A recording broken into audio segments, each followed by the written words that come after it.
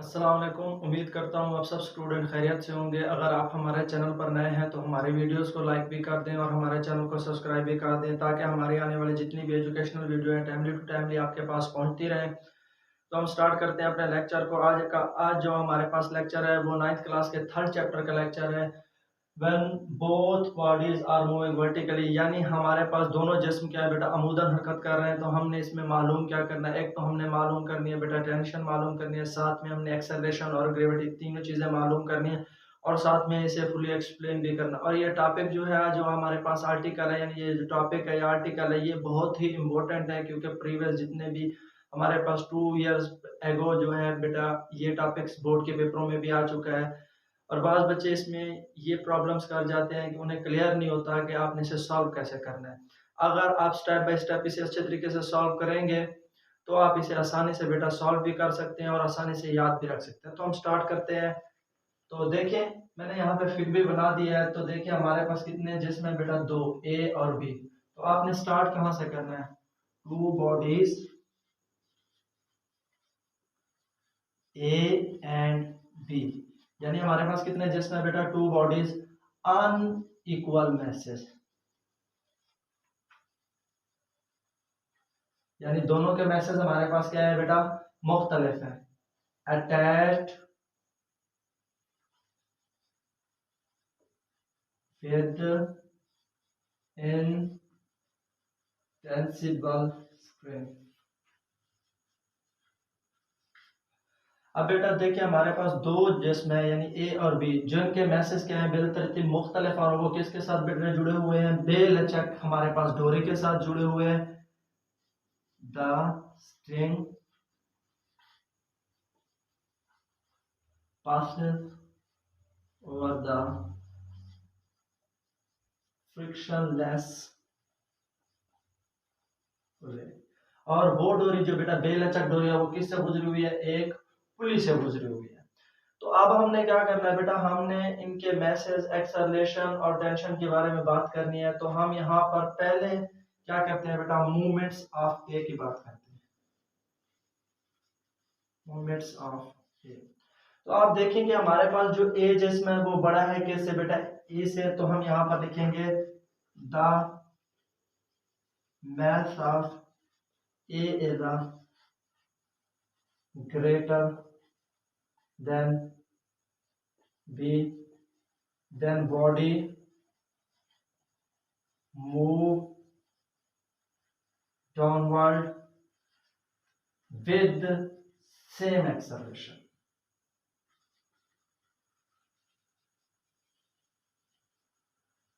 तो हमने कहा कि जो हमारे पास बेटा जिस्म ए है उसका मैस क्या है बेटा हमारे पास ज्यादा है, जिसकी वजह से वो कहाँ कर रहा है बेटा, हरकत नीचे की जानिब कर रहा है सेम एक्सेलरेशन के साथ। तो उसके बाद हमारे पास आ गया बेटा मूवमेंट ऑफ पी। तो आपने यही लाइन सेम ही लिख देनी है, बस थोड़ी सी तब्दील कर देनी है। The mass of B is a lesser than A, यानी ए से क्या है बेटा कम है, then body move upward with same acceleration. अब ये भी सेम एक्सेलरेशन के साथ ऊपर की तरफ हरकत कर रही है, वो भी सेम एक्सेलरेशन की तरफ नीचे हरकत कर रही है। अब हमने बेटा देखिए क्या किया, पहले हमने थोड़ा सा एक्सप्लेन किया, उसके बाद हमने मूवमेंट्स ए की बात की, बाद में हमने बी की बात की। तो अब हम बात करेंगे बेटा टेंशन की। टेंशन, तो बेटा देखिए हमारे पास जो हम इस्तेमाल कर रहे हैं वो पुली क्या है बेटा, frictionless pulley.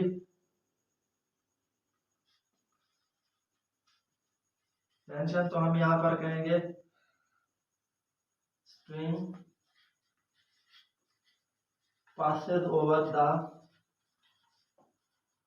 frictionless pulley, the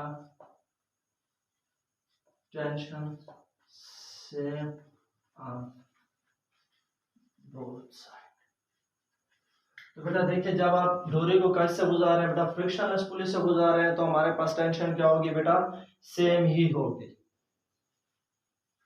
तो जब आप इसे एक्सप्लेन कर लें तो फिर हम अगला टॉपिक लिखेंगे, यानी हमारे पास अगला जो पॉइंट आएगा फोर्स ऑन ए। अब हम ए बॉडी पर बात कर रहे हैं तो हमारे पास कितनी फोर्सेज है। देखिए बेटा, एक फोर्सेज ये है, दूसरी फोर्सेज ये है, तो आप यहाँ पर 2 पॉइंट कर दें। हमारे पास कितनी है बेटा, एक तो हमारे पास है वेट फोर्स और दूसरी हमारे पास क्या है बेटा, टेंशन फोर्स।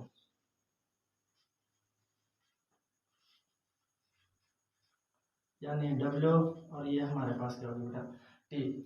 अब यहाँ पर हमारे पास देखना ये है कि हमारे पास ए जिस्म को आप जाहिर करते हैं, ए से ही आपने जाहिर करना है, तो हम यहाँ पर लिखेंगे कि हमारे पास जो ए पर फोर्स है उन दोनों फोर्सेस में, यानी वेट फोर्स और टेंशन फोर्स में से कौन सी फोर्स ज्यादा है। और दूसरा हमने ये भी बताना है कि हमारे पास फोर्सेस का पता कैसे चलेगा कि हमारे पास कौन सी फोर्स ज्यादा है। तो हम कहेंगे the body A move downward and weight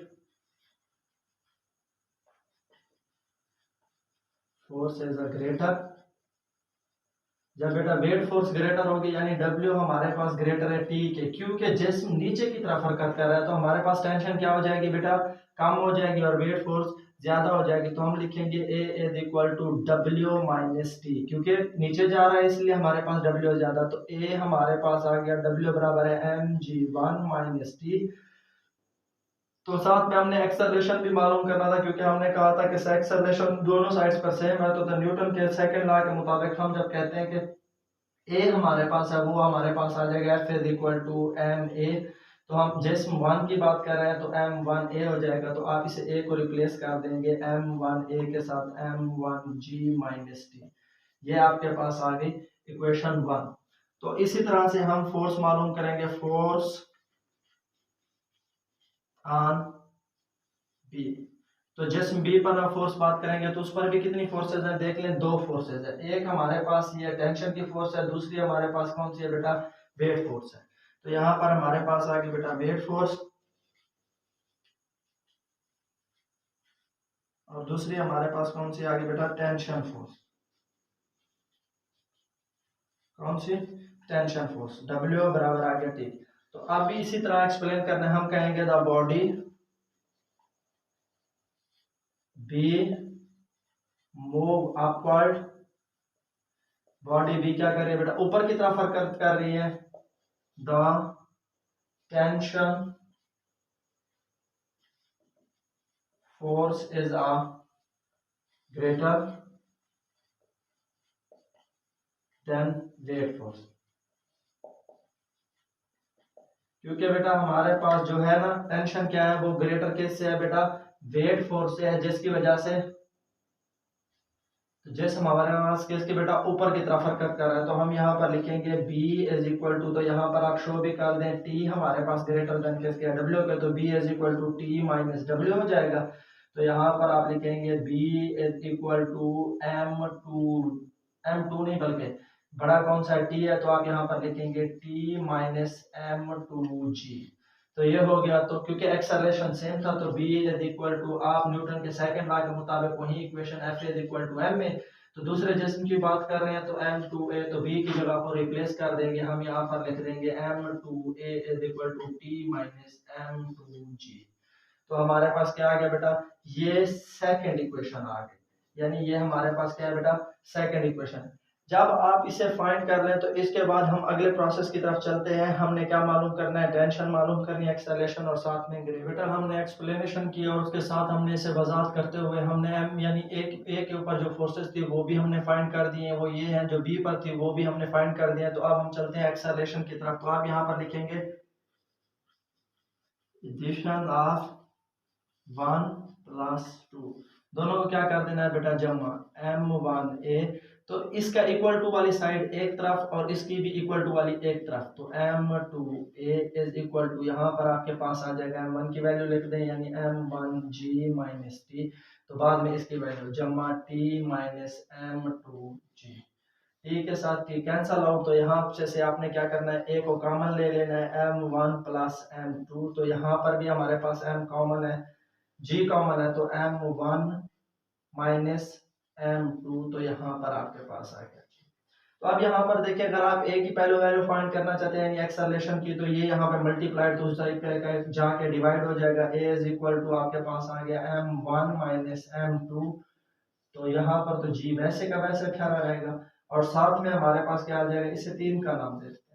तो बाद में यहाँ पर हमारे पास आ जाएगा m1 प्लस m2, यानी ये जो मल्टीप्लाइड हो रहा था इस साइड पे आकर क्या हो जाएगा, डिवाइड। तो यहाँ पर आपके पास एक्सेलरेशन क्या हो गया बेटा, फाइंड।